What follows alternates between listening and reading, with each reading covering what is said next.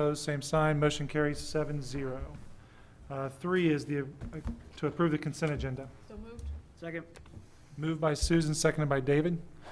Is there any discussion? If not, all those in favor, raise your right hand. Opposed, same sign. Motion carries 7-0. We'll then move on to, we're going to do comments first. Has anyone signed up? Anyone sign up tonight? Okay. 4.0, receive comments from public. No one signed up, so we'll move on to 5, which is executive session for consultation with the board attorney. How long? Let's do 20 minutes. I think that's more than enough. I move that we move into executive session for purpose of consultation with an attorney and for the body or the agency which will be deemed privileged and attorney-client privilege relationship. At the Board of Education, return the open meeting at 7:20. That's close enough. The executive session is required to protect the current client privilege and public interest, to include Dean and Mike Norris And Brian? and Brian. Second. It's been moved by Dennis, seconded by Bill, that we go into executive session till 7:20 o'clock for attorney-client privilege. Any further discussion? And then we bring in Dean, Mike Norris, and Brian Kraus. Anyway, any further discussion? If not, all in favor, raise your right hand. Opposed, same sign. Motion carries 7-0.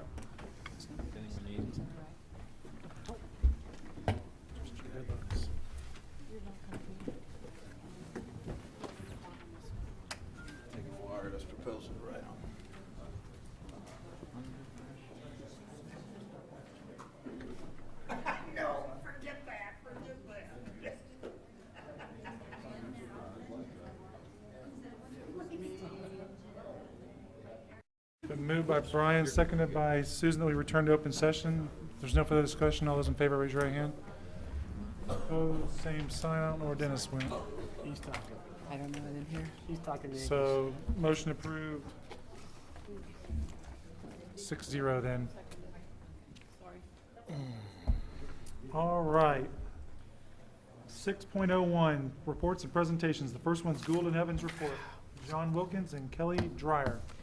And what they've done, there's a PowerPoint that they have, and you're going to review that and have gone through several scenarios with Garfield and Eugene Field Elementary on, I think there's 3 different scenarios for each building, and the beginning process of gathering that information and give you some ideas of what could possibly happen there, and then they'll try to get a little input from you and see if there's something that you like better than another, but I'll just turn it over to you folks. And Okay, great. And you'll move the slides for us?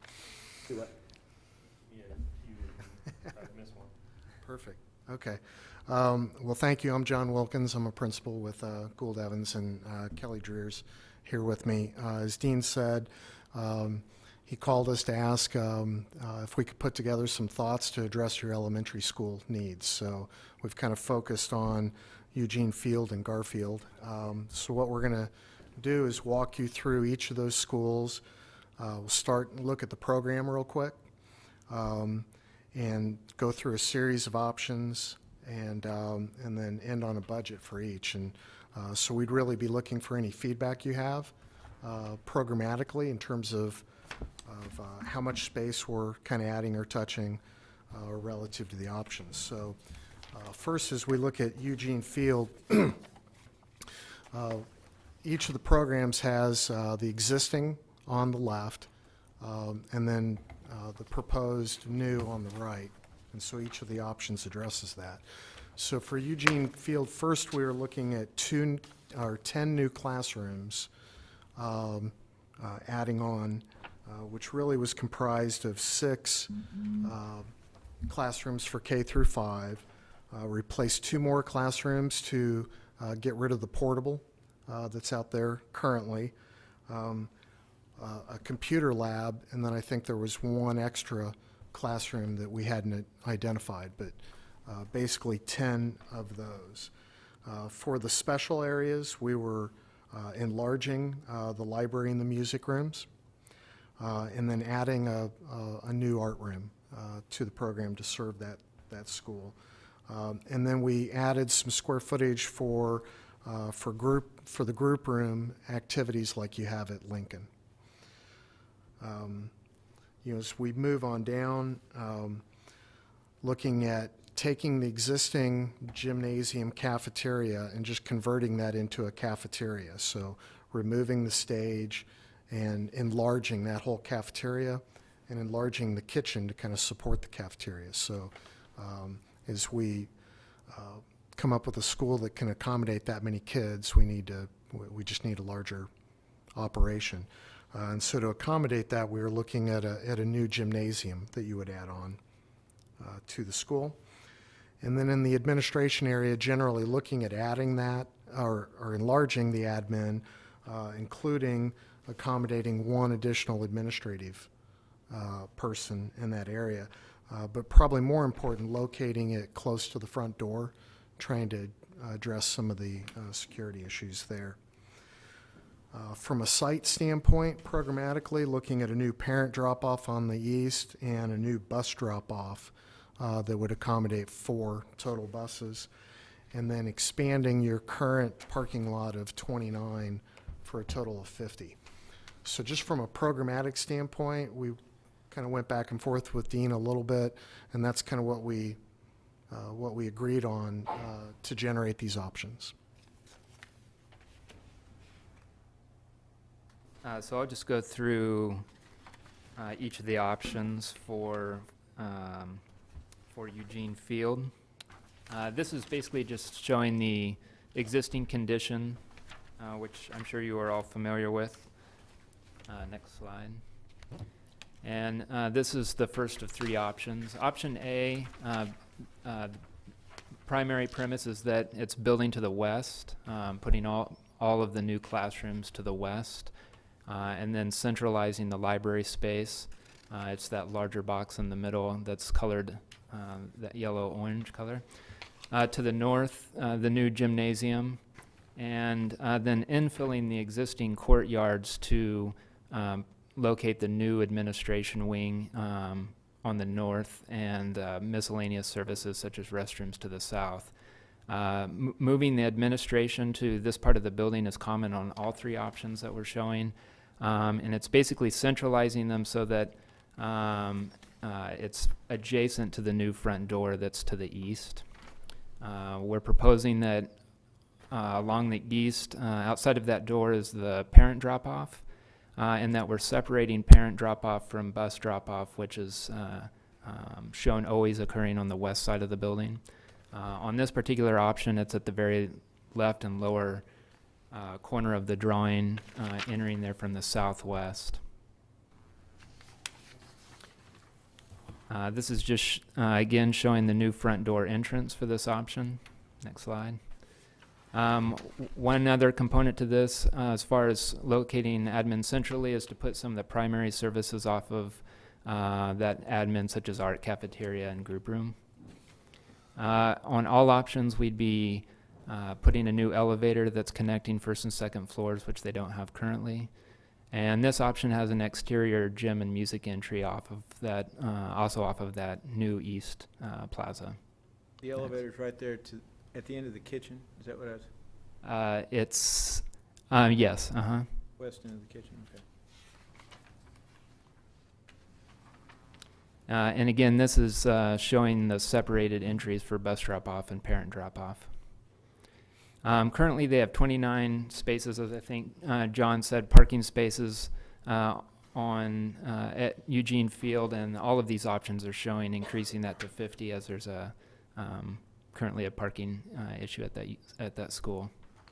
Option B is taking that same program and showing it on the north side of the site. Some of the benefits to this is that it allows for the bus drop-off to be directly west of the school.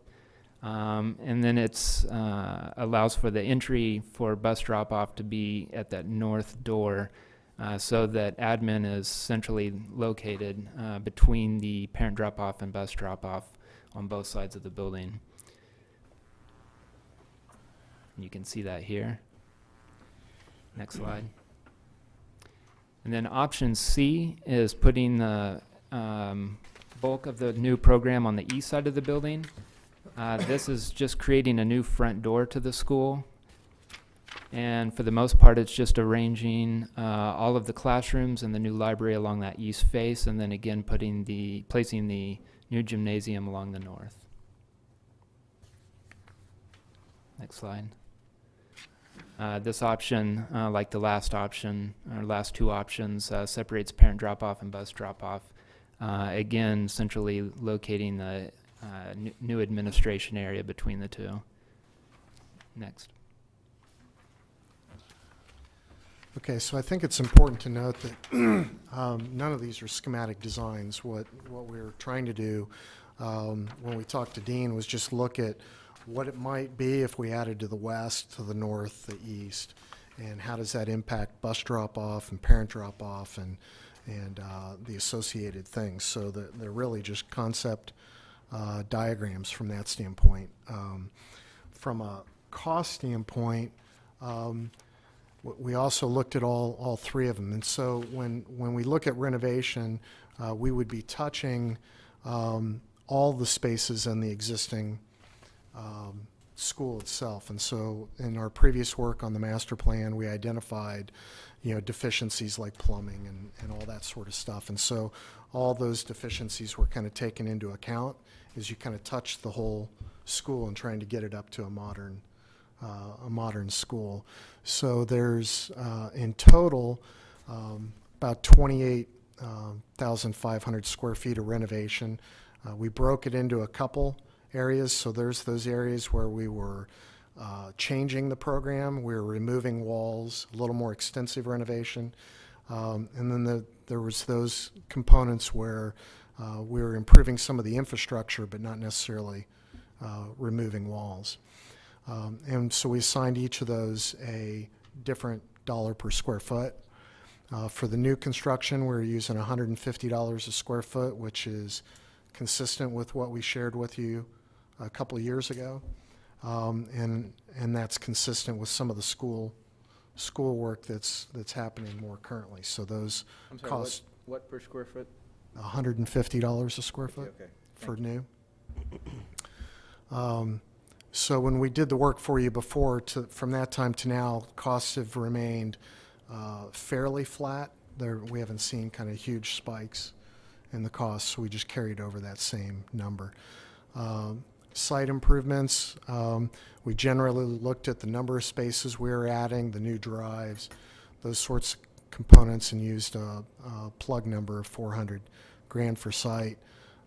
Put some contingency on there just for things that we may not have been thinking of. And so you can see down the bottom line to add on, anywhere from 25,000 to 28,000 square feet of new addition and renovating the entire school, you're looking at about an $8.5 to $9.1 million project. Again, we can adjust that number just by, depending on how much we're touching in the existing school. If we were to get feedback from you in terms of what the budget is, but just as a kind of a starting point for conversation, this seems to be a reasonable amount that you would invest in Eugene Field to kind of bring it up to kind of a current modern day elementary school. So how would we then have classes? Because we currently are kind of maxed in our other schools. What would we do with the two sections that are there? We certainly haven't gotten into those discussions with Dean. I think there's different ways that you could do this from a phasing standpoint.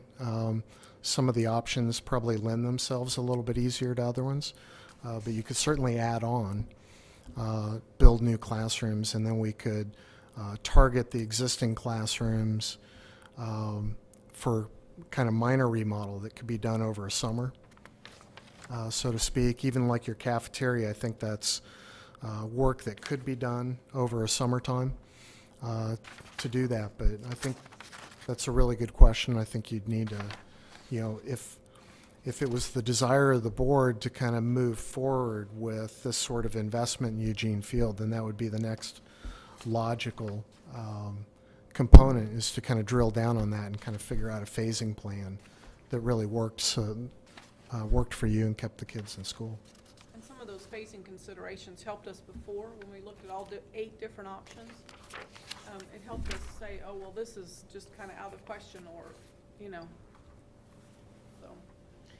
And that, just my opinion, being in that building, I mean, I think every square foot of that existing building is gonna have to be addressed, because you walk into that building, it's like you're walking into the 1930s. And to compare it to, say, Lincoln, which is bright, colorful, open,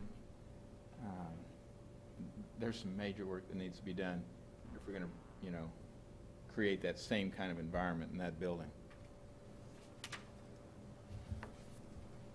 So that could make things more problematic. Well, you know, help me out here, Dean, but I think the general sense when we talked to you was to get a sense of this, if there was kind of the commitment to invest this sort of money into Eugene Field. And here's kind of the ways you could do that. And certainly if the board thinks that any one of these options has some legs, not that it's kind of the final option, then you would kind of move forward with that. And we've worked on a number of schools where we had to deal with pretty complex phasing issues to keep school running, sometimes involving modulars for a semester or a certain period of time to kind of make it all work. And if we could maybe narrow down the options that don't work for you, Right. then we could certainly start to look at alternatives kind of within a series of those that help you kind of understand how that phasing might work. Is that? Makes sense. We also had some FTE projections, like how many full-time students we're going to have in the future, and that kind of helped guide us somewhat too in terms of knowing whether we needed to add a section or 2 sections or 5 sections of whatever, you know. Right, we have all that information that, was done before. But what wanted to look at is is Eugene Field an option Right. to pursue? And if it is, what part of it, and go on, What I'm with wondering that. is this enough, is my question. Is this Will- enough alone? No. Will it be enough to encompass what we're gonna need in the future No. for numbers of kids? That was my question. Okay. And my gut feeling is, it's nice to have the extra space, but for one thing, a couple of these options would alter the east facade of that building, Mm-hmm. which aesthetically is the most appealing side of that building. And one of the few reasons that it's still standing, I think. If it had been an ugly square building like Hawthorne, it might have been closed already. I can't see spending this much money on this building. I really can't, because the core of it's still going to be small, cramped classrooms that are poor for technology, space. I don't know. You've got options for Garfield as well in this presentation too, right? Yeah. Be interested in seeing where those are at. Well, we can walk through the Garfield, but I think you hit on the key strategic question, or at least when we were talking with Dean, was What's a new 4-unit school runs if we duplicate Lincoln today? if you duplicate Lincoln today, probably 15, 14? 'Cause you get 14. economy of scales once you're on Right. that side. It's probably about in the hunt. 14 million. But that'd be on the high side. Yeah. So probably really around 12. Well, Figure 15 to make it safe, Dean, or Dennis. Well, this one seems awful high for the amount of does. new square footage. So that just seems But awful you gotta high. remember, you're working in and around Understand. very tight quarters at Eugene Field. well, for the work that we're doing with the Lawrence School District, a new 3-section elementary school, we're right around 55 to 60,000 square feet. And for that, we were trying to do the math in my head here real quick, but I think we're in that 12 to 13 million. So if you're talking about a 4-section, school. It's going to be, We're in Ottawa, Kansas, so we're a little cheaper in building costs. Yeah, unless We got we're- Richard, he's a good negotiator. Yeah. Until we deal with the city. Yeah. As long as you don't put an attorney. I agree with Bill, I would not want to spend $9 million I don't think in I'd this wanna at this spend Well, time. and the other thing for me is what Marge just brought up, with this site, I mean, it's low, we've had drainage problems there in the past. I mean, you talk about stormwater, storm drainage off this site. If you had that much pavement, that much more building, I don't know. I think we're gonna run into some problems there that beyond just the Do you, in the 20% factor you have for development cost is what's in that figure? Is Beef. that anything for stormwater drainage? Or is that just a plug number to look at all overall cost? it was a plug number to look at furniture, equipment, technology, architect, engineers. Bill, when you look at the plan and you see how much square footage we're covering up, green grass and permeable Oh, yeah. driving space, Richard, wouldn't you say there's probably gonna be a substantial drainage issue on how do we contain our runoff? Well, it actually might help if it's the way it's drained properly and not through the street. But I'm talking about the storm drain to where you get it big enough to handle the water, not to flood the So, neighborhood. so we plugged some of that up in the site improvements. I think the paving alone was more in the $200,000 range. We plugged 400 grand. So we had talked with these guys about the need for detention and some significant drainage. I think the three options are creative options, and they would make that building better, obviously, and they'd give them space that they need and can use. But it's still, the core of it's still an old building that's dark and dreary, in my mind. I'm putting lipstick on a As I pig. say, yeah. It's like Lipstick on a putting- pig. Yeah, it's like Sarah Palin, that's just what I was gonna say. Is that- yes. To quote a phrase.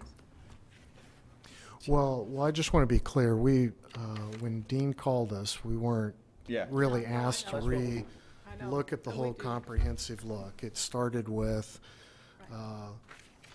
what would it look like if we added on to Mhm. Eugene Field? What would it, and programmatically, these are the elements, and what sort of costs are we looking at to deal with all the things to bring an old building within its constraints? Is it safe to assume then that board isn't gung-ho on the renovation of Eugene Field?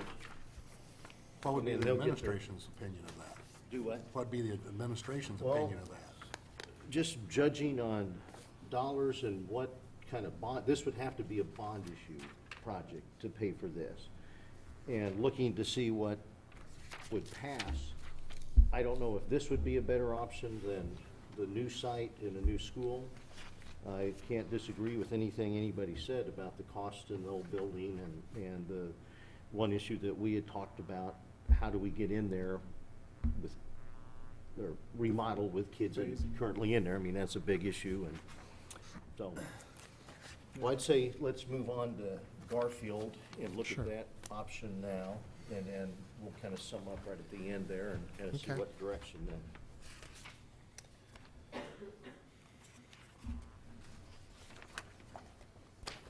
Okay, so Garfield, the premise for our discussions was, in terms of addressing some of your enrollment and overcrowding kind of issues that you currently have, is there something that you could do a little more simply at Garfield, smaller addition that maybe address some of your needs in a faster manner, so that from a long-term planning standpoint, whether it's a new school or the renovation of Eugene Field, that you could take the time to go through the planning for that. So at Garfield, we're looking at the addition of one section of classrooms, so 6 classrooms. And in this case, we're looking at upsizing the cafeteria and the kitchen, in this case, by about a third. Increasing the size of the library and the music, and increasing the size of the art room. And that was basically it. So a much simpler kind of program from that standpoint. We did, when we get to the budget stuff, we looked at kind of lightly touching the whole school. Certainly don't necessarily have to, but just from a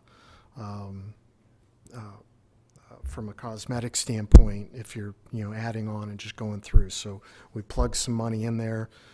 Don't necessarily have to if you kind of get into it. So with this, I'll have Kelly just kind of walk through the variations on this particular option. So again, this first slide is just looking at the existing conditions. And option A just groups all of the new classrooms to the south, basically completing a third wing to the school. And then on the north there, you'll see an additional kindergarten classroom, keeping those grouped and enlarging the cafeteria. Option B consolidates some of that program more and creates a new internal courtyard. It's an exterior space, but it's completely surrounded by classrooms. Might talk about the renovated. Oh, and it's a little hard to see on the screen there, but the darker gray areas are the renovated spaces. You'll see centralized there, the library, music, art. Those are all grouped together. And then again, renovated, you'll see those two spaces to the north where the kindergarten rooms are. Just south of the cafeteria that's been expanded is the enlarged kitchen, internal courtyard. And then option C breaks up the classrooms. The primary thing that option C does, I think it's on the next slide, go ahead, is it creates a new front door from the west, a new lobby space that tries to give some relief to the interior environment. And then off of that, all of the primary spaces are hinged, so library, art, music, administration, which is moved from the north, and then gymnasium as well.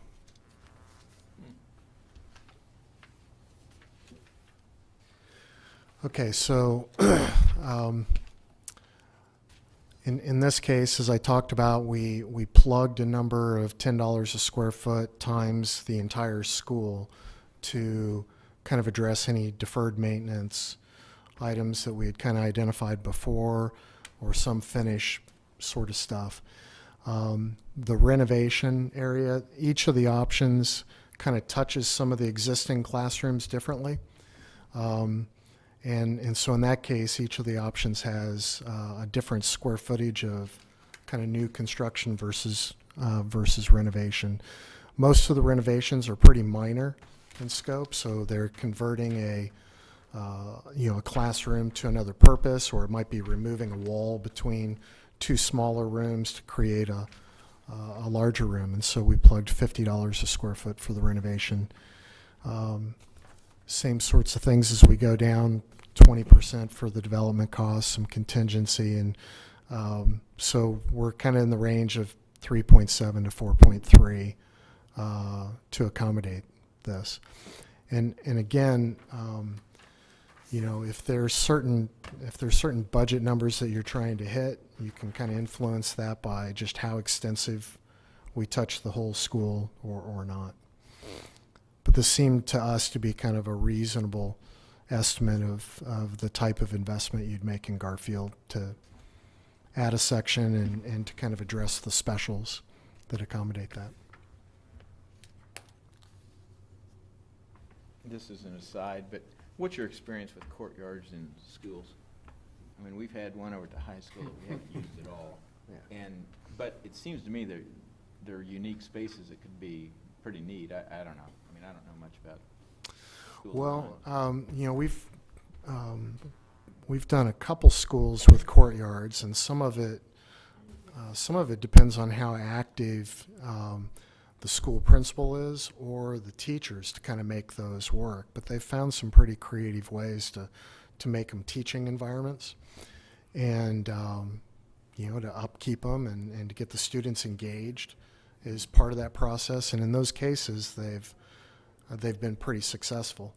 In places where it's just a courtyard and it's not really programmed and nobody has kind of ownership of it or responsibility, then they kind of become just a maintenance, kind of nightmare that you're trying to deal with. So I think they're really a mechanism to get daylight to all your existing classrooms and to improve the circulation sometimes, to just connect the loop. And if you can program them effectively, then they're nice spaces. I like the phasing idea more because you're not breaking through and Like the one? the phasing. I mean, we could do Easier the, to do these. it'd be way easier on any of them. But, Dean, I guess from your standpoint, clarification, what do we want to, our goal is to do, I think, one of the conversations about the Garfield piece anyway was, is there something we can do?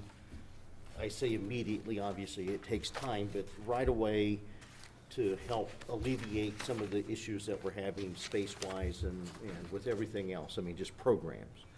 So that was one of the things that we had talked about, and what I'll follow up here with some of the options about if we didn't touch any other part of the building, made what we have work other than the cafeteria. I think, if we extended that and then built what did we say, 8 classrooms, I think, what would we look at then for dollar-wise? Because what we're looking at or contemplating is if we could do certificates of participation, something like that to finance a project and get started and get something done fairly quick.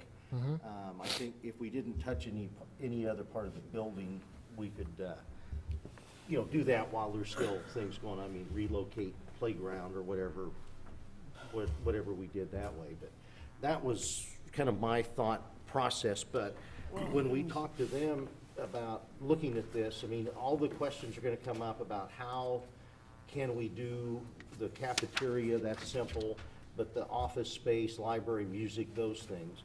But I think we can make what we have if we put 8 classrooms in work, but wanted to give you, just like the Eugene Field option, these are some of the ideas that, that it would work. But I think we needed to discuss those first. So that's kind of where we are.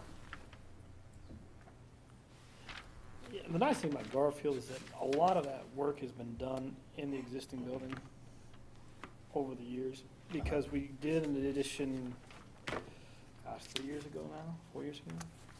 I don't remember when. About 5 or 6. Has it been that long? Jeez, time flies when you're having fun. But on Garfield, I like option A personally, just because it can be phased in. Because you're building there off 13th Street, and it's all off of the existing building, as far as new classrooms are concerned. And then at some point, during the summer, you can work on the project for the cafeteria and whatever that other room is there. Kindergarten classroom. Oh, kindergarten. But even that can be phased in, because that's an external Cafeteria could use. be too. You need to take the wall out in no time. Yeah, but it's a little harder to phase that one. Yeah. But I personally am not a big fan of courtyards, because I see the courtyard we have already and we're already dealing with it. So for me, option A, I think, is the best option. And if we did a courtyard, could we put artificial turf so maintenance wouldn't have to mow it? So it'd constantly- Then they'd be vacuumed. Then they could vacuum. The thing I like about Garfield is really it's got the space to do a lot of things with it. Whereas, Eugene Field, we're a little more landlocked with houses to the north and, a street to the south. So, I was looking at these two, and in terms of easy to phase in, A is a nice option.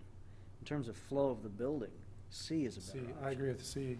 I've been in Garfield a ton, and you come in on that one end, and you have to walk all the way down. It's not that it's not bad for, or, good for you for exercise, but Makes sense to have a centralized entrance, I think. The only thing I noticed about C is obviously the playground's gonna be disrupted. You have to move the playground out, probably off behind the blacktop or the, Yeah, there's plenty of room, I think, for that. yeah, there's a huge green space out there. I mean, there's plenty of room, but it'd be definitely have to be moved. The one thing, if you're gonna add rooms, like on A and C on the south side, I mean, that's gonna take part of that parking. I know we can do some things with it, but what would it look like without the courtyard? Oh, like on B, if everything was built, and I know the flow it's not the same, but if everything was out to the east of that, you know, the current kindergarten area there. I just made it a big letter F. You cut across your road though, your access road that comes in there. See, I don't know how far that It's is, not- if you would. That F. It's fairly, I mean, it's, It would make a big F. you just have to flip that basically up like that, right? Well, you'd have two sets Supposed to be here and here, Yeah. but I don't know how it would fit, but that's something, do you understand what I was talking about? I think so. Moving all this up to here. You know, and, I mean, just looking at cost, if we wanted to, You're just talking, turning that up like well, this? yeah, it could be Sorta. more of a square or whatever, but, if we're just talking about cost to try to get something done, you know, ASAP and, Bill says it would be a big F. Yeah. yeah. Well, it kind of would be, I guess. I'd like to make it a G for But, Garfield. That- But I think we need to keep that in mind if we want to try to do something fairly quick, and if we can do certificates of participation rather than trying to do a bond issue. What would what is the ramification to us on our certificate of participation? We pay the bill Well, I know we pay the bill. out of capital and contingency. So out of our capital mill levy, you pay that or put it into your budget. Just do it that way, and we have the capacity to do that at 3.5, 4 million? I'm thinking more 2 million. That's what I'm saying, if it's much more than, So we want them to come back with a $2 million option? Well, I guess my question, I'll be just direct. We haven't entered into an agreement. They're doing this free gratis to review our overall well, plan, correct? Okay. we've been, no, there's no agreement to design the plans, all that stuff. I'm just saying there's some design build options when you're looking at Plan Right. A that could be Right, done right. possibly cheaper. Uh-huh. Yeah, I guess kind of to sum up then, Eugene Field isn't anything that you want us to pursue? No. Well, Okay. the question is, I mean, if our goal is to add an entire section, a first, or kindergarten through Uh-huh. fifth, which apparently we're gonna need, and we get them out of the modulars, that's need 'em fine. And we could do that at Garfield, we could probably do that with our own monies, and that's fine. That still leaves Eugene Field Well, and in that's, existing condition. And I don't know if that's where we wanna end up, it's not. so, I don't know. Yeah. Well, Bill, don't you think the new school, and we're looking at 3 identical elementaries, would be the best option? You've been on that discussion Yeah. way back when. Yeah, I mean, yeah, if we'd passed that initial bond issue, we wouldn't be having this discussion today, but that's the water under the bridge. I mean, Wouldn't that still be our goal, to try to get another 4-unit school that's new and matches, as you eloquently pointed out, the brightness and the cheerfulness and the Yeah. flow at Lincoln? I mean, yeah, that'd be nice, yeah. But, So the answer would be to, trump along with the modulars that we all don't want for X years Until before we we- could get a new school. And that we could do a be bond issue. 10, 12 years, it could be, but we need it in 2 years, or Right, that's what I'm thinking, if we could do something like a Garfield option, that we don't have to do the bond and those things, I mean, that would alleviate our immediate need, I mean, where we wouldn't have to have modulars and those things. It also gives you 2 schools, Garfield and Lincoln, which are both 4-unit schools with equal amenities. Clearly, Eugene Field's the one that's missing out, that's Right. behind. And use that then as they help us through the master facilities plan. I mean, we still have middle school, high school, all those issues Right. that they started before, but then to bring that back in and look at what the long-range plan is for elementary and those things. But I just don't want to waste the time on Eugene Field options if that's not anything anybody's interested in. And, I mean, it would work, but if it's not anything anybody's interested in, Well, we can't do it expensive. with the Cobb. I mean, it would have to be for $9 We'd have to do a million, bond it'd issue, have and I to- don't think we're ready for a bond issue. No. And I don't If we think that do, gets our we might as well ultimate go- goal. If, Not gonna pass. if we're gonna do a bond issue, we're gonna need to do it all. Yeah. But the other thing too that I remember from Jane's numbers was that the middle school's out of space. And then at some point, we're gonna have to deal with that issue. 'Cause you So can't- what you're leading into is a quote from a gentleman that I know is very wise. Maybe we need to move the middle school and the high school and use the middle school as an elementary and build a new high school. Build a new high because school. people will vote for a new high school. Isn't that right, Exactly. Bill? Don't you think, Bill? It's just an idea. That's a good one. It was. Cause I mean, that's another option is that we really struggle. High schools do sell. I've seen that happen. Yeah. Yeah.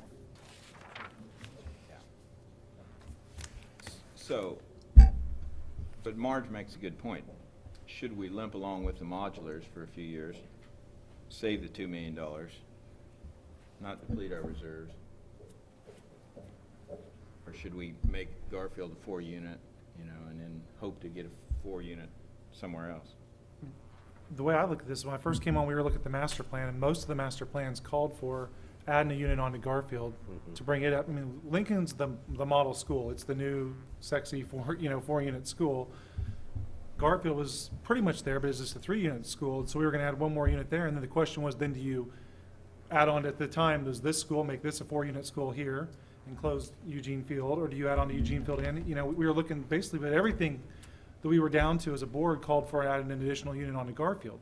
So to me, putting the unit onto Garfield is still keeping with what we were thinking of the master plan 3 years ago. It's following in the Following steps that. of. And it still gives us the option of someday improving Eugene or going south and building the new one, or moving the high school down, whatever the other options we've been discussed.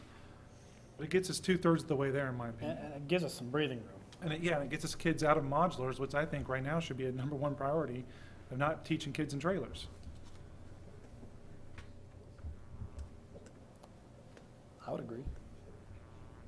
Question is, can we do it without a bond issue? To me, that's the linchpin of the whole deal. We're looking And not at- strap us so bad. Right, we're looking at that now at options, and I don't know if we ever got anything from Greg by the end of the day, and 2 million with over 10 years would be about 2 mils. 2 mils a year, so about $230,000 a year. and what we would have to, There's a resolution on the capital. Right. Capital resolution, and that doesn't come due until 14. But right now, we're just looking for a direction to go, right? I mean, we're not trying to, so I think. We're not looking for a decision tonight. Right, that's Oh, what I'm no, saying. no, no, no. I'm just, for my own part, Right. I think adding the unit to Garfield makes sense. Me too. I think that makes sense. I think it's a valid solution if we can do it sequentially and not strap ourselves in other areas. That's my only contention. And if that's something we can't do, then we're better off staying in the modulars for now. I agree. So, we will look at the finance piece here, as we go through this year's budget and see where we are with a lot of those things, and a lot of it would depend on capital outlay. We did raise that 1 mil last year. Honestly, we have no idea what Topeka's gonna do on school finance, so we're just kind of in limbo, honestly. So, Well, that'll be the update in 2 more points, right? yeah, well, I just gave you the update. So I guess, John, if we look at and tell me if I'm wrong, Board, if we look at the Garfield option closer and see what we can do there, get that, do what? Just don't put a courtyard in it. Do that, price that, and probably not touch any other, as little of building as we can, I guess. Look at doing something like that. Don't worry about Garfield or Eugene Field right now, and then as we start looking and going back to the big master plan with middle school, high school, and long-range planning, then we'll look at what to do with that. Is that, sum up that fairly well? Yeah. Okay. Yeah. Okay. Thank you very much. Thank you for all your help. Thank you. Appreciate it. No, we're just, happy to try to help you kind of move your master plan forward in whatever way makes sense. So just- we'll touch base maybe tomorrow, Dean. We want it all and we want it cheap. Yeah. I just thought it, Free would be better. That sums it up pretty well. yeah. Okay. Thank you. That'd be Well, thank fine. you. All right, moving on to 6.02, the OHS 2012-2013 class changes. Dr. Cobbs.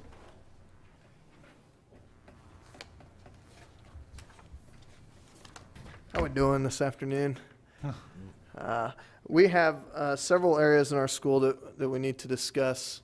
The first is the change in science credits.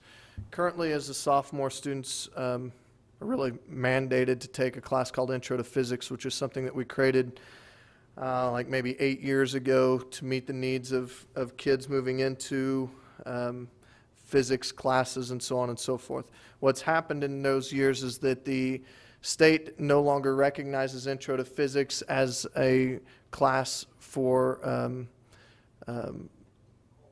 qualified admissions or regents.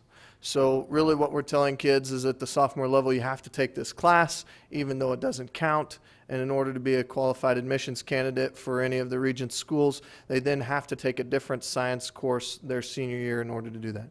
By changing Intro to Physics, which is currently looking at just the physics part of the increased levels of sciences, turning it into physical science, which would then include pieces of chemistry as well as pieces of physics. The state then recognizes physical science as a credit for qualified admissions and regent scholars. So then our graduation requirements stay the same. It's still 3 credits of science. So we start with biology, then physical science, then their choice. But by then meeting our graduation requirements, they automatically meet or have at least 2 credits into qualified admissions. So it certainly makes sense to go that way. This would be at no cost to the district. The textbooks and the curriculum or the textbook materials that we've already purchased are what we currently utilize for Intro to Physics. The difference is we don't use the chemistry section of it, we just use the physics sections of it. So it's all already there. Science teachers have already come up with the curriculum. They've been working on that all year during their PLCs. So all of those things are done. The last thing that we talked about was turning this into 2 different classes, having an advanced physical science for those students that want to move towards a physics course by their senior year, and having a physical science which just meets state standards.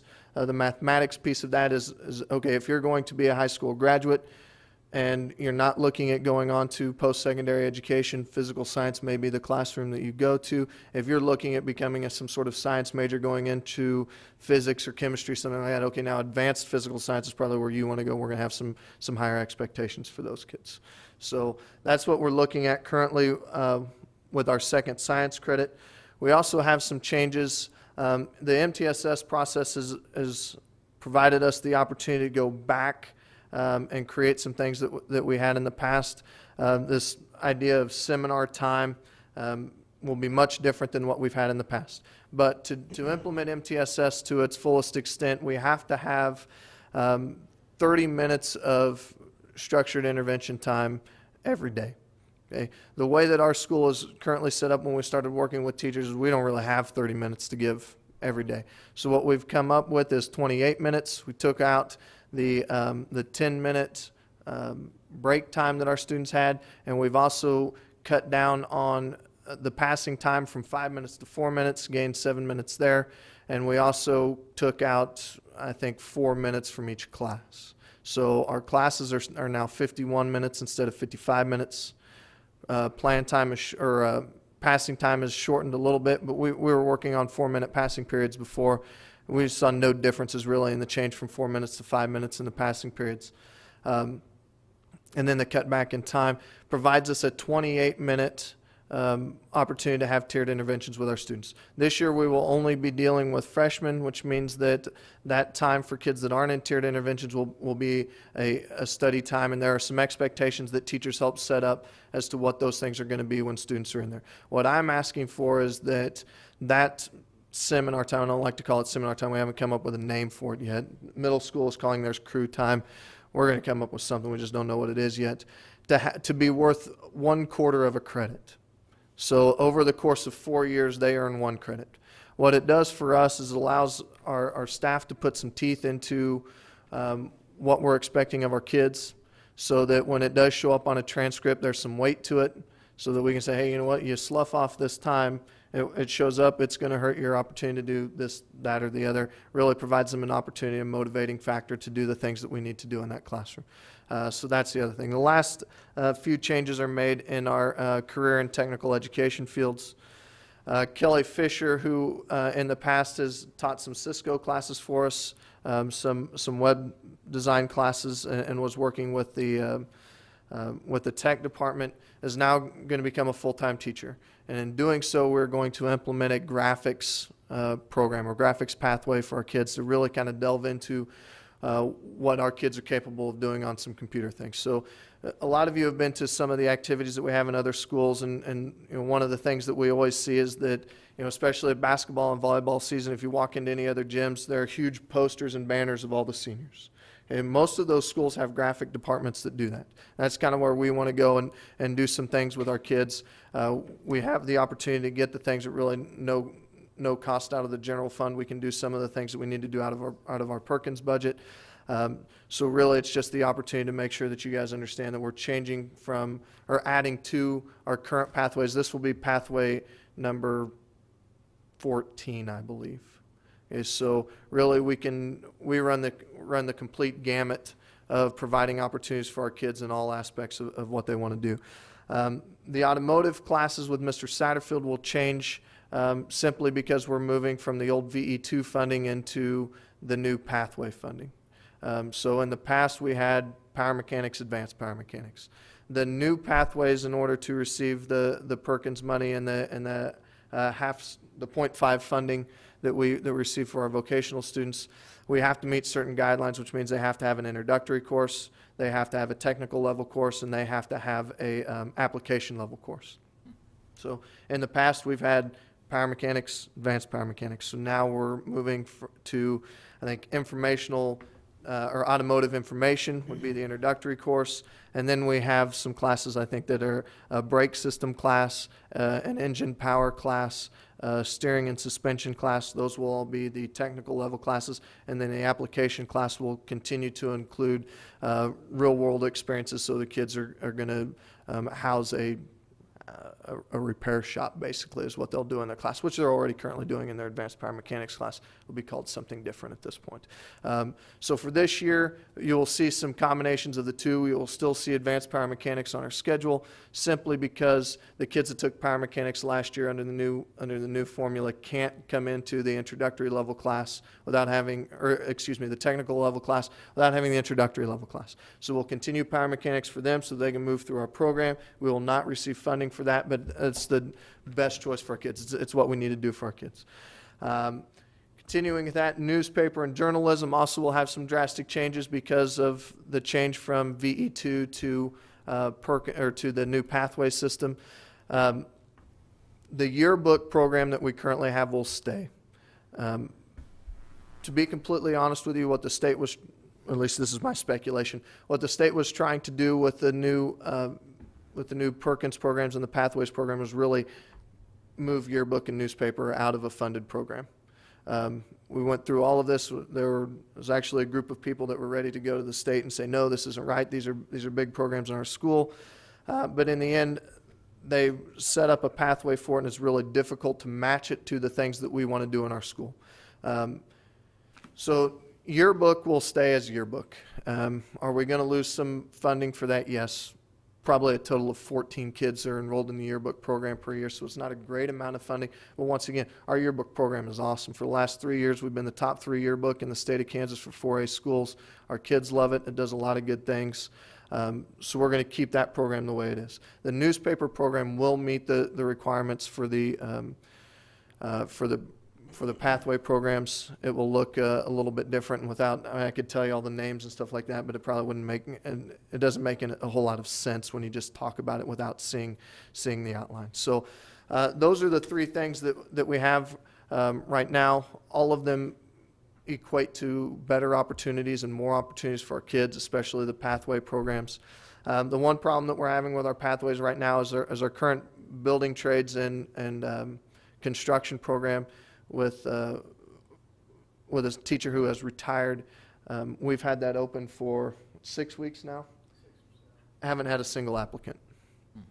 The problem with the program, the way that it's set up, in order to meet state requirements, the teachers have to have a background in construction as well as a teaching degree. Have to have a teaching. You have to have both. So, There's no alternative or a merit. no. And we could wind up hiring somebody without a teaching degree, and we'd take a ding for it. I don't know that it's in our best interest to do that. I mean, the expectations of what we're going to ask a teacher to do are some of the things that I don't, without some background in education, it'd be very difficult for them to do. So after 7 weeks and not a single applicant, and even having a list of people that we've contacted and all of them have no interest in the program, what we would ask as the high school is that we say, okay, we're not going to continue the construction building trades program at this point. We'd like to do is take the money that we pay to have that instructor and add an additional math class. We currently are struggling to make our math classes the size that they need to be. Mrs. Campbell, who is typically a social studies teacher, is currently teaching 2 sections of mathematics. And our Algebra 1 classes, a freshman level class, are currently sitting about 22 plus students.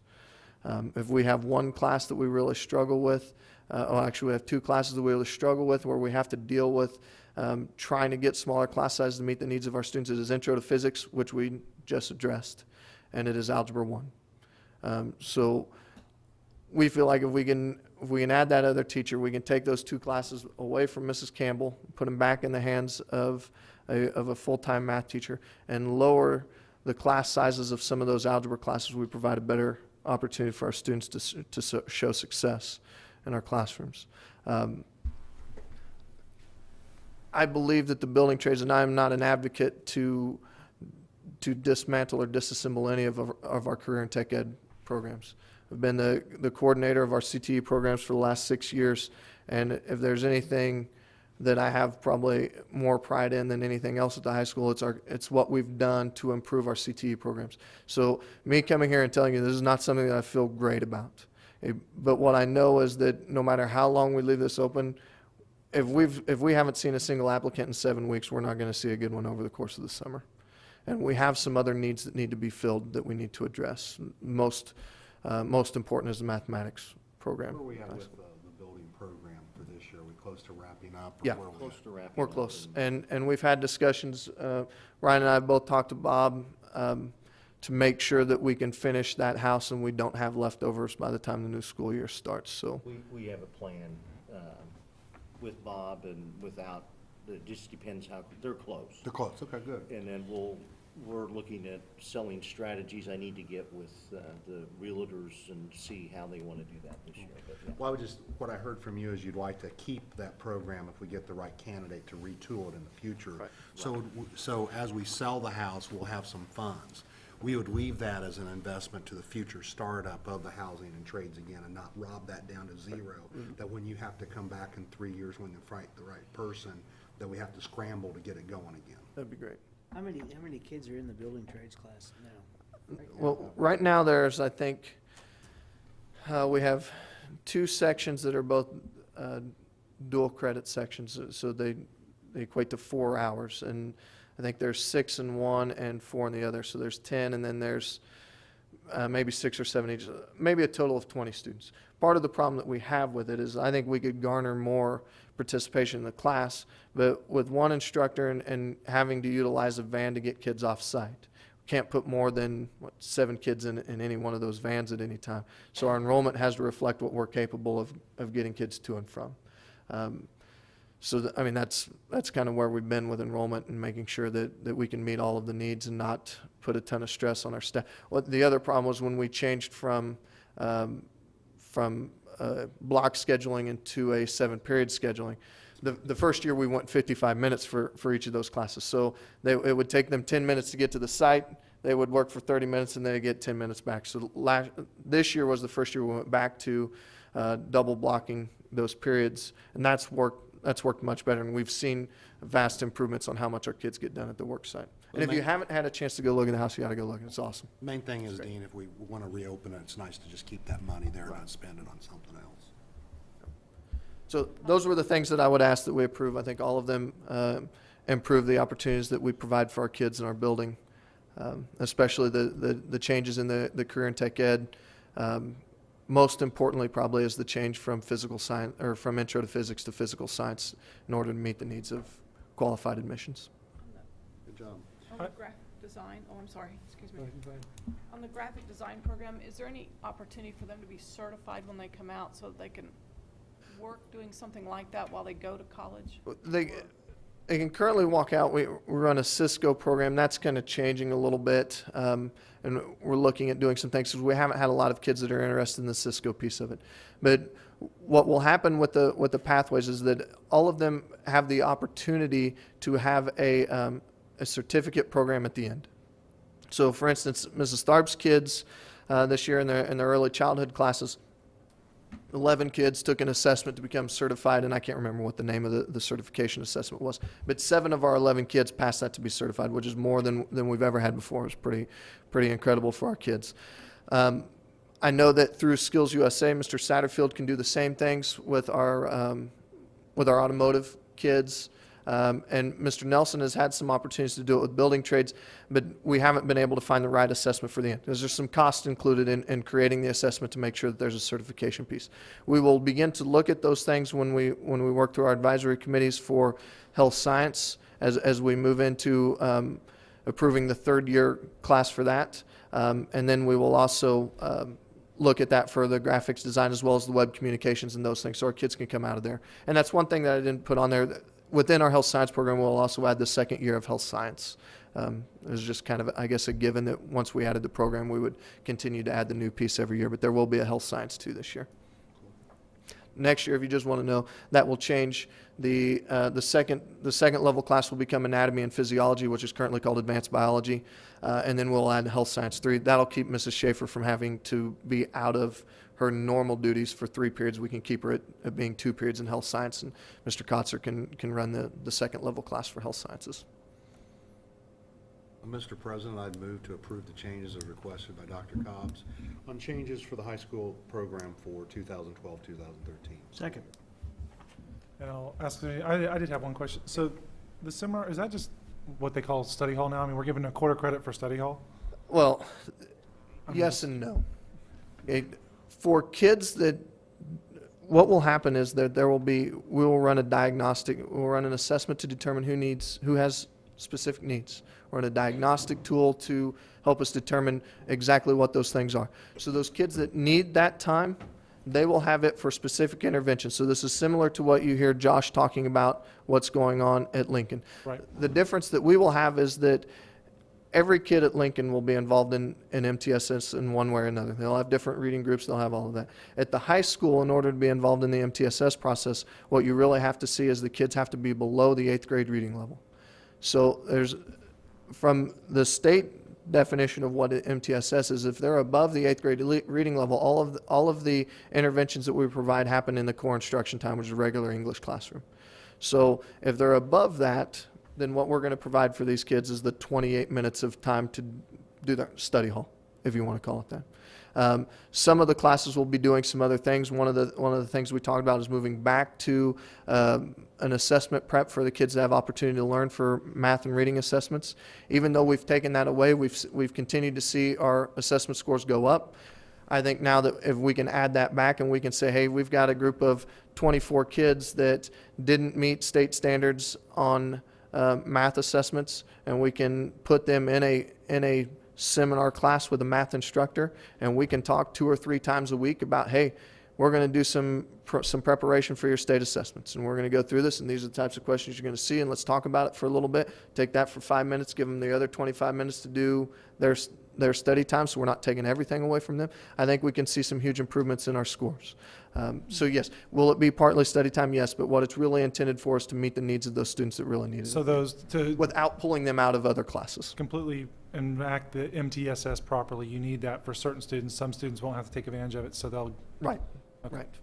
And the reason that we did it is so that we didn't have to take things away from kids. What we didn't want to do is say, all right, we know that you're struggling academically in these areas, so we're going to pull you out of your elective course to get this. I mean, some of those things are the reasons why those kids are coming to school anyways. So we created this 20-minute time so that we don't have to pull them out. They're still going to get their 7 classes. They're still going to get their electives. They're going to still have all of those things. But we'll provide an opportunity for our teachers to meet their needs.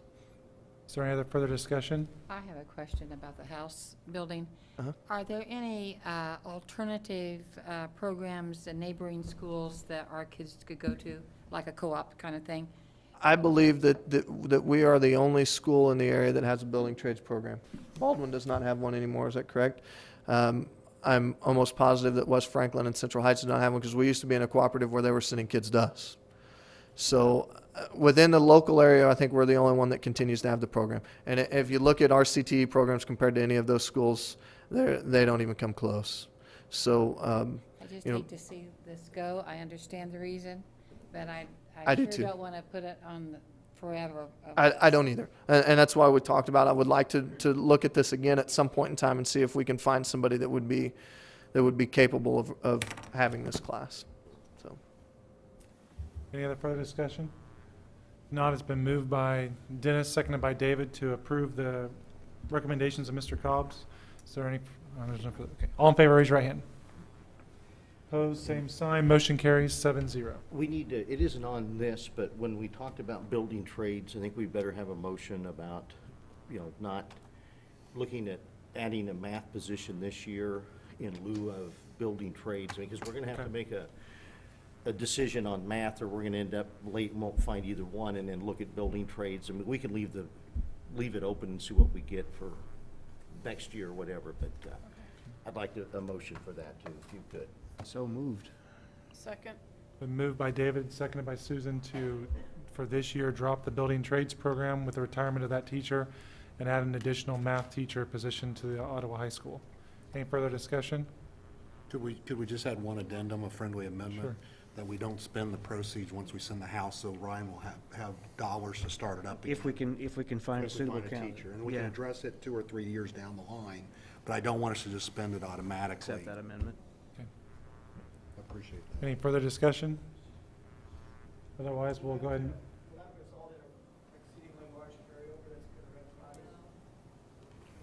Well, It will?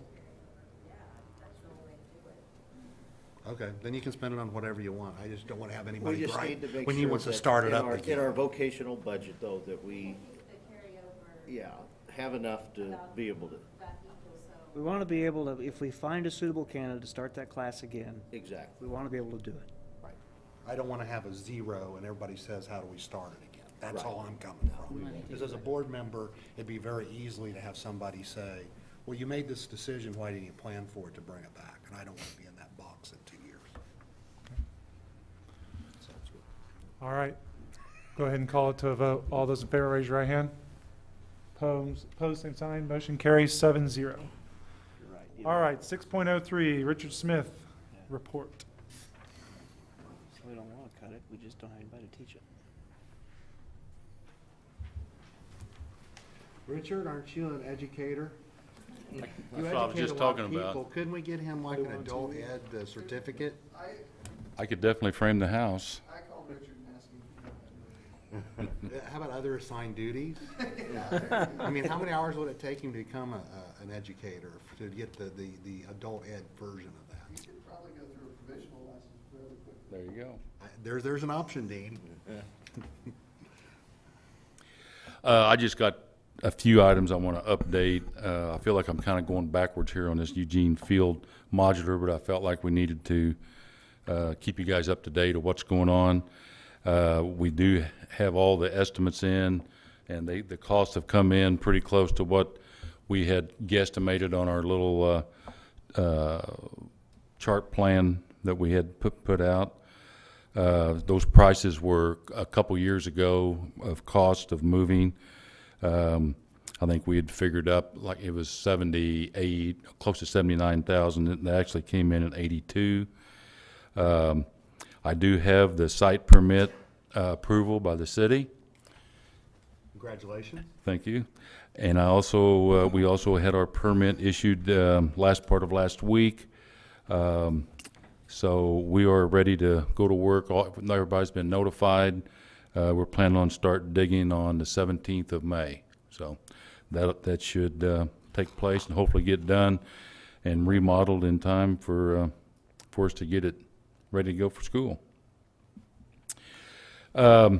Second thing I want to visit with you a little bit about, we've had some issues at Eugene Field with some air quality. We called about 5 or 6 weeks ago. I called Greenbush to come in and do some testing on some other air quality there. That test actually turned out negative. We were okay. But when they were there doing that test, we found out that our CO2 in that building is higher than acceptable. It's not to where it is, hold on just a second. So we're expending too much hot air? Pardon me? I said, so we're expending too much hot air? Yeah, that's exactly right. So the CO2 standards, according to ASHRAE, is 1,050 per classroom. Okay, and that's CFMs, cubic feet per minute. So, but OSHA's standard is 5,000 before it is considered to be harmful. So those are two different agencies that vary a great large amount. So it just depends on what we want to do, is how we want to fix it. There's no easy fix for this situation. It's been built like that for what, the last 100 years that school has. But basically what it comes down to, we need more air forced in and exhausted air out. And I've had a couple contractors just give me a kind of a guesstimate bid on that thing, and it runs anywhere from $80,000 to $200,000 depending on what they're going to have to do. So, New windows made it more airtight. well, but that's still not. You don't have HVAC to bring. Yeah, there's nothing to bring in the wintertime. The windows are closed anyway, so we still got that tight closed in. But we are tighter. You better insulated. said that we have a CO2, high CO2 level. Are we above the What's the OSHA? number? We're above the ASHRAE. No, we're not above OSHA. So we're What's kind the number? what is the number? Well, they're actually picking up the machines tomorrow or Thursday morning, but we've been monitoring them each hour anyway, just to kind of so I can have an idea. And we've had a low from anywhere from around 500 in the mornings when the classes first start to the middle of the afternoon, just before they go home. They get up to 24, 5, 600 parts. It's some pretty At this stale air morning there. at 9:45, it was 18,465. Pardon me? At 9:45 this morning, it was 18. In which room? The one room. Carrie Curtis's. I don't know what. Okay. She have her outside air on and everything? I have no idea what she had on. Yeah. I mean, We've had a little bit of issues there with, for some reason, we're not wanting to turn the outside air on and bring the outside air in. They want the numbers to be as high as they can. And that's the reason why I had my custodian check it every hour, so to make sure the air is turned back on and so we can see what those numbers are. Or did we run a test when the air conditioners are in and they're venting the outside air in? When the air? That's what it is. I mean, it was as high as I've seen so far as 2,500 with the air running and the outside air being pulled. But the outside air coming through those air conditioners, very small. It's nothing where it needs to be. Can we just ask the kids not to exhale? Or not stand around the machine and everybody blow on it at once. That's what some rooms were done, just to see how high they could get it, Didn't make us hell. but, Well, isn't there a study about the damage past 1,000, what it does to their brains and things like that? I have no idea. I believe there is, and, Well, high It's CO2, pretty high scary. CO2 does, it clouds thinking, there's no doubt about it. There's some pretty healthy studies along those lines. The question is, what are you calling high doses of CO2? Mhm. And one of the problems that I foresee being the case in that particular building is that to move that much air, you're gonna have wind noise, Mhm. fan noise and wind noise. Well, you'd have to And go they're to already a complaining about room air conditioners. Well, if the units that he's talking about putting on is actually a rooftop unit, we'd have to build a chase where we actually are forcing air down, and then we found 2 exhaust fans, one on the north, one on the south, where we could incorporate them, put a motor on them and use it for exhaust fans. But you're talking about ductwork for every room. I mean, it's quite an extensive process. You're still asking a lot of wind noise. Moving that much air isn't quite. Well, really, Richard, where we're headed is we would need to have a central HVAC system so you can do some air exchanges and get the right number of air turns in the room, Yeah. just like you do in a hospital or a Right. surgical suite or anything else. It's an air changing number. So- See, that school is heated by, I'm sure you all know, steam heat registers. And then we have a large air handler on the south side of the gym. We just took the boiler system off of that a couple weeks ago, trying to get some fresh air in there. And we just got the air handler itself running to blow, to get some more fresh air in there. So, Help me out, Richard. Did we ever, since you've been here, do a cost analysis to add a regular HVAC system to Eugene's since you've been here? Or am I thinking before you got here? well, you must have been before, but I've also had some contractors give me some pricing on different units, and it depends on how elaborate we go. Anywhere from 200 to 700,000 for Are HVAC. there any grants out there, Dean, Brian, on heating and cooling improvements for energy grant side? So we could take an angle saying this might be an energy grant? There was a few years ago, but there's nothing right now. I've had our Then we have the energy county, guru, pardon me? our energy guru. Yeah, he can't find nothing for me, so. I can also tell you from Osage County, when they did it at the courthouse, trying to retrofit an old building like that with modern HVAC, it doesn't work real well. It's terrible. One room will be freezing, the other room's hot, everyone complains every day. That's the reason why I was kind of looking at the. We fixed that so many times. It's that two Yeah. pipe, four And- pipe. Four pipe, yep. And it's right. broke Way more again. about that than we want to, don't we? Well, we definitely have to address this issue. They're gonna pick up the things, and I guess we'll look for solutions and get some recommendations on what we can do. I know they're still looking at that, but it'll be something that we'll have to bring back, and we'll find some studies, and I think they probably already have those through Greenbush on Yeah. those levels and do all of that. He's going to actually, when he takes the machines back, he's going to run the reports off and let us know exactly what, give us the graph chart and everything. And as So, we- and we just happened to find this ourselves when we were running for other tests. We found this CO2 situation. And, it's probably not a whole lot different than what it's ever been in the past, but it's an issue now. It's there. Well, you've So. been able to define it somehow. Yeah. Speaking of Eugene Field, the roof permits is all okay there, and it's ready to start new roof to go on that school the first week of June on schedule. The breezeway repair at the high school, the guys are coming on the 22nd to start digging for the pillars, to put the pillars in, and do the tuck pointing after that's done. So that's about it. Good job, Richard.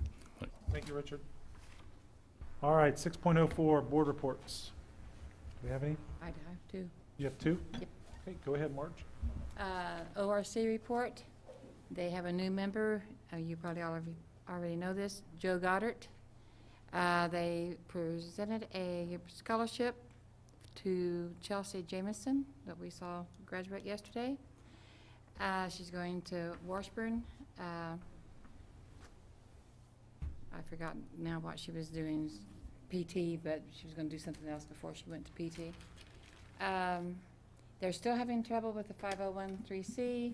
It seems like they're back still on September. The 501(c) people are still back on September reports, and there's no timeline, there's no promise of when they're going to get that off of center. But there is a $120,000 donation that they can't take in until they get this settled. There's another $9,000 plus several others, but they just seem to be stuck. And they were meeting with their lawyer on Thursday, trying to. It's sort of like it's been set somewhere and nobody's acting on it. Nobody knows whose responsibility it is to get on down the road. And it's pretty serious because they have run the chance of losing quite a bit of money. When we had last week, they had the surprise lockdown thing at Pomona via SOHS. They are working on a lockdown plan for Gobbert Center. They just realized maybe we need to think of a lockdown plan for that, so they're working on that. And they're also working again, I think this is like the third time that since I've been on this board, the tennis project that 290 and OU and the city all work together. That's came up again for improvements and whatever. At Forest Park. At Forest Park, yeah. And then KSB met April 28th, and we had a report about property and casualty, which we don't belong to, and the 8 districts do, and they're showing quite success there on that. Then they're looking at a health insurance self-insured thing, and that's sort of like on the beginning stages, but they are working on that, and it sounds pretty promising actually. Then the workman's comp part doesn't sound promising at all. Our bill will be going up $36,000 because we are the number 7 in the state, highest number 7. And when I got on this board, our mod factor was 0.82 or something like that. Now it's 0.37. So we have really increased in those few years. And so that's why the increase, that we're in the top tier. We used to be in the bottom tier.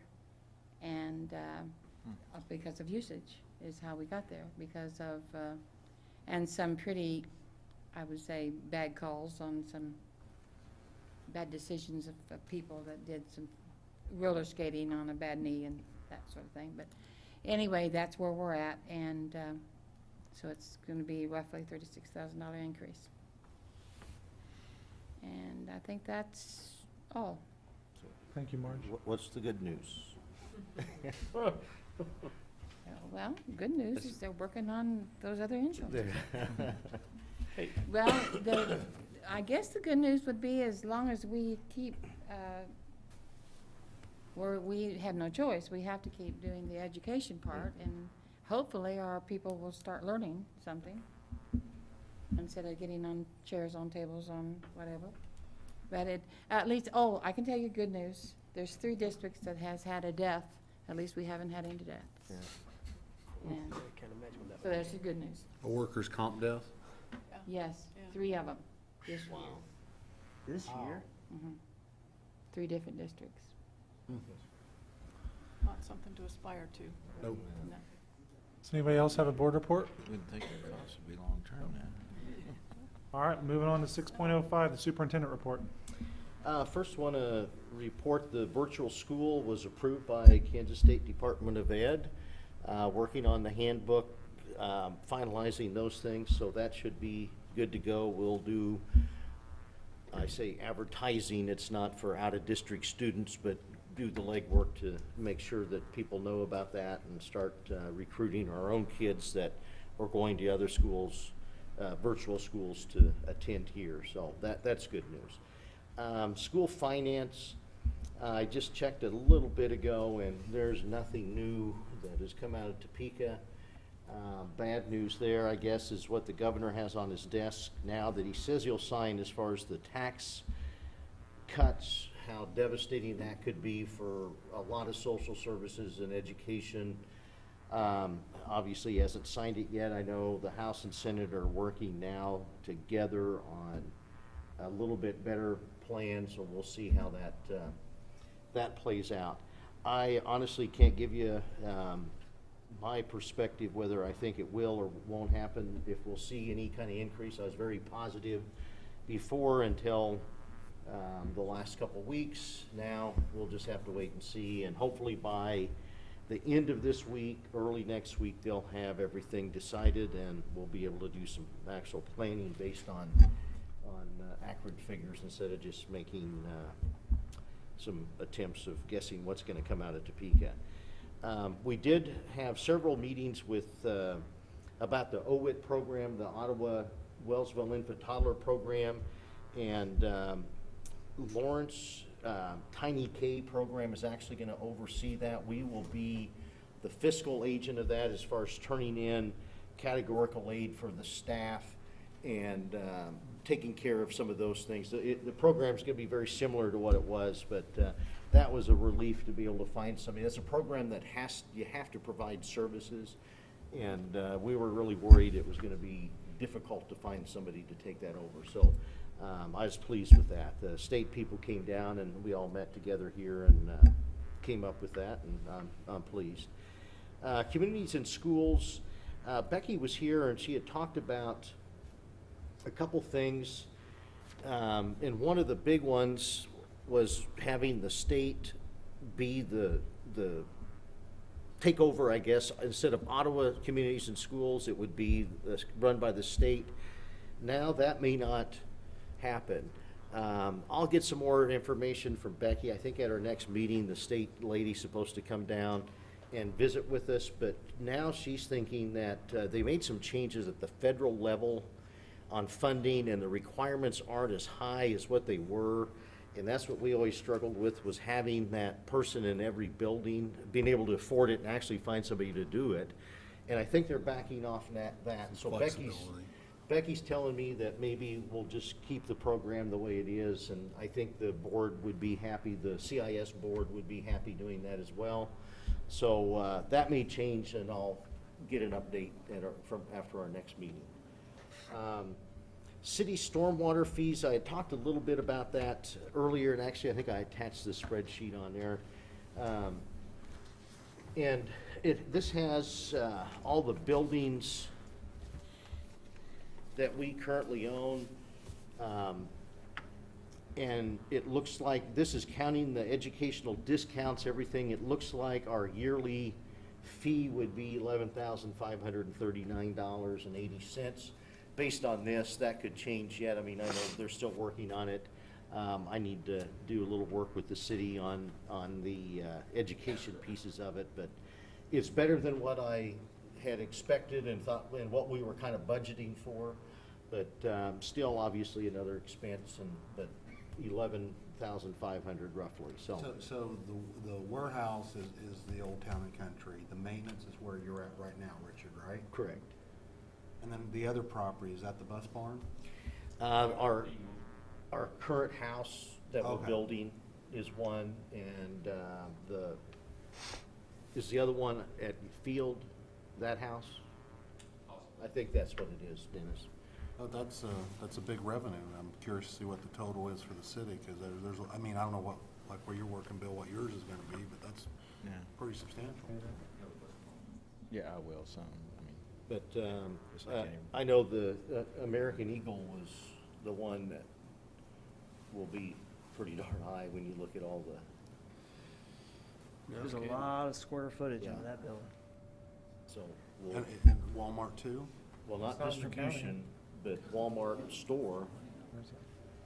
But Eagle is inside the city limits where Walmart distribution is not. Right. So, But Walmart distribution utilizes city wastewater treatment. They're on city sewers. I assume, well, Dennis, that may be, I don't know. Not our issue. I'm not gonna, I assume, Dennis, the city is taking this revenue to be able to lower our electric costs to make them comparable to other surrounding communities. I assume that's the plan. I think, Bill, that's a good way to look at it. We're gonna vote you in as mayor. Yeah.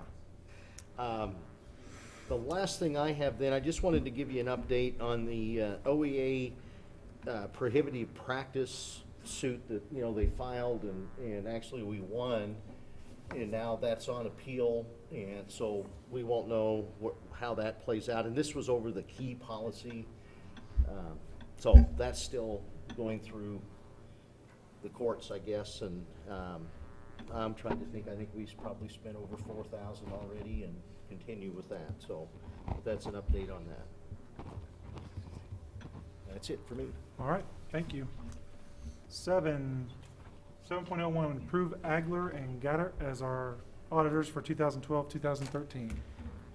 Their fee will be $320 higher this year than what it was last year, which I think is reasonable, and I recommend we approve their contract for another year.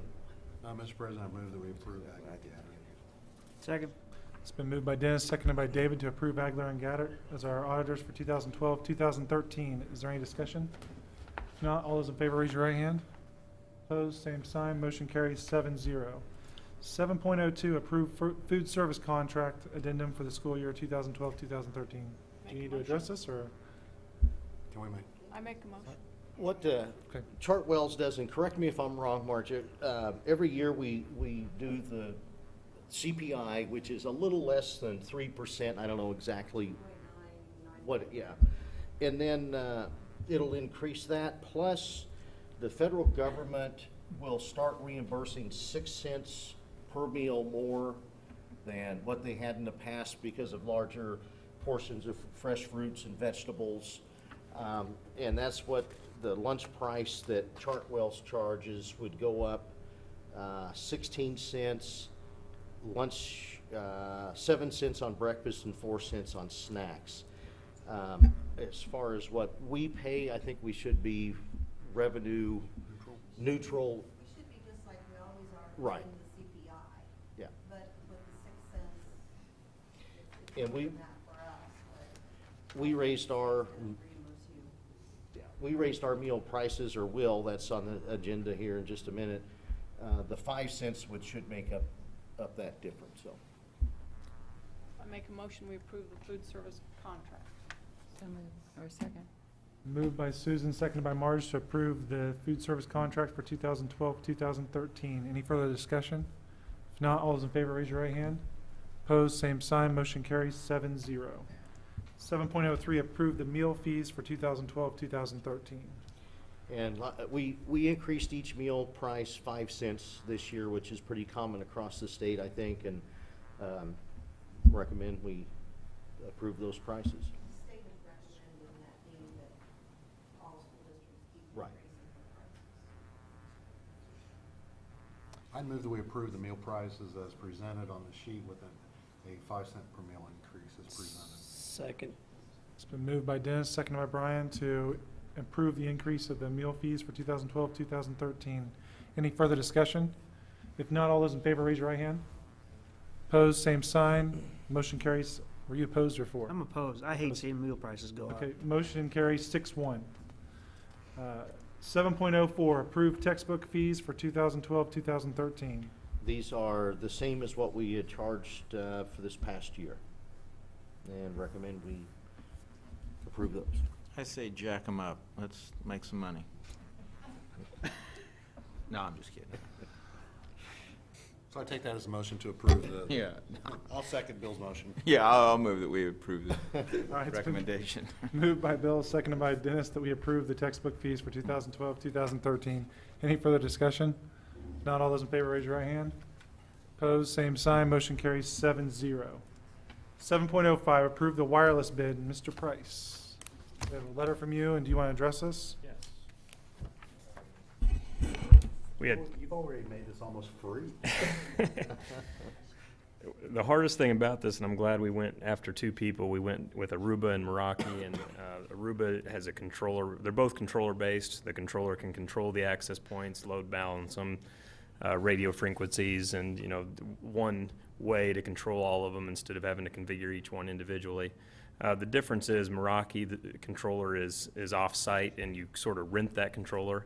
Aruba, the controller is on-site, and it's ours, and we maintain it inside. So both of them started at about $90,000 for this plan, and one would get ahead a little bit, and I would tell the other one, you know, what they bid, and they would come back with a $10,000. It got kind of crazy. I mean, they're still trying, emailing me tonight during this meeting trying to get in. So, but I'm really satisfied with recommending Aruba, which would be, the controller would be housed here for us, so we have a little bit more management of it.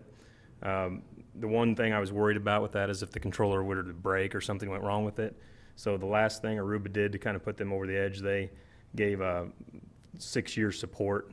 They put on there for $3,400, but really they lowered the price of the access points at the same time, so that it was sort of like they were giving us the support for free for 6 years. So it's a 24-hour turnaround, lifetime support on the access points. We'll have a couple of spare access points. If one fails, we just put a new one up and send the other one back, and then when the new one comes in, we put it back in the spare. If the controller fails, they'll send out a new controller within 24 hours. So it became a pretty easy decision. We can do the Aruba for, they're also going to give us a trade-in on what we have at the Cisco stuff at the high school. The high school is currently outfitted with about 34 Cisco access points. So they'll give us a $12,000 trade-in. Meraki did offer a $30,000 trade-in, but that was mostly just as an effort to catch up, and because they're not worth anywhere near that. But Aruba gave us $12,000 trade-in, so that made the total price of $45,000. I'd like to propose that the technology department does all the labor and the install, and we should be able to do that over the summer and save those costs, and there really wouldn't be any additional costs. The one other advantage over the Aruba is the controller will hold 128 access points. We're buying 100 straight up, but it'll hold 128, and it's already licensed for 128. So as you buy more up to 128, you just buy the access point and put it in. You don't have no more licensing fees. Whereas Meraki, for every additional one that we might buy, they hit you again with the licensing fees. So Aruba was kind of clear-cut winner in this one. I'd like to recommend that one. Hopefully get them ordered quickly, and so we can start installing them right away this summer. Make a motion to accept Aruba's bid of $45,223. I'll second that. It's been moved by Susan, seconded by Dennis to accept the Aruba bid for the technology department. Any further discussion? I just want to give Andy compliments about the SmartNet savings. I greatly appreciate that. Yeah, and I guess I should probably mention that as part of, thank you for that.